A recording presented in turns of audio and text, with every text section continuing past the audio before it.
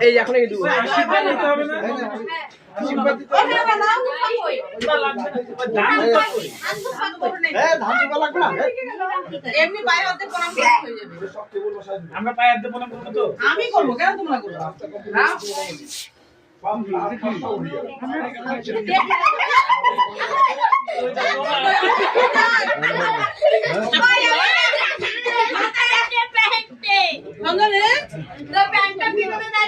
হ্যাঁ